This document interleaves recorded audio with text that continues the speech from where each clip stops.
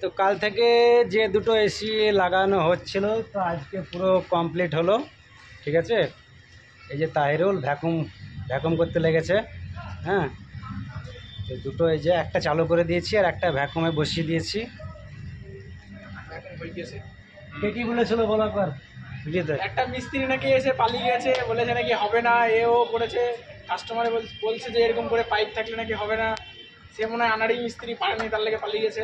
এই যে ওই ড্রেন পাইপই আছে, আন্ডারগ্রাউন্ড থেকে ওটা দিয়ে জল বের হচ্ছে সেম। হ্যাঁ, ওই পাইপই আছে, সেম আন্ডারগ্রাউন্ড ওই পাইপই আছে, ওটাতেই করে দিয়েছি। আর জল পড়ছে। কে নাকি বলে গেছে যে হবে না, এইসব কিছু বলে গেছিলো, তো লাগিয়ে দিয়েছি। আমরা ভিতরটা দেখাবো, ভিতর সাইডটা।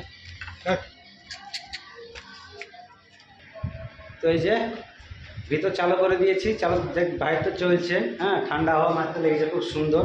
গেটটা লাগিয়ে দে না, ঠান্ডা হাওয়া খুব ভালোই দিচ্ছে, কারণ ভ্যাকুম করা হয়েছে দুটোকে আধা ঘন্টা। হ্যাঁ, এটাকে আধা ঘন্টা ভ্যাকুম করে চালু করেছি। এখন ওটা আধা ঘন্টা ভ্যাকুম হয়ে গেছে, এবার ওটাকে চালু করে দেবো। ওটা এই পাশের রুমে আছে, ওটাকেও দেখাবো। ওটাও লাগানো হয়ে গেছে, এই যে এটাও লাগানো হয়ে গেছে। এটা ভ্যাকুম কমপ্লিট হলো, এটাকে চালু করবো আমরা। ওখানে ভ্যাকুম লক গ্যাস ছাড়ছে, ওখানে চেক করবে, তারপর এখানে লাস্টেটাকে চালু করা হবে।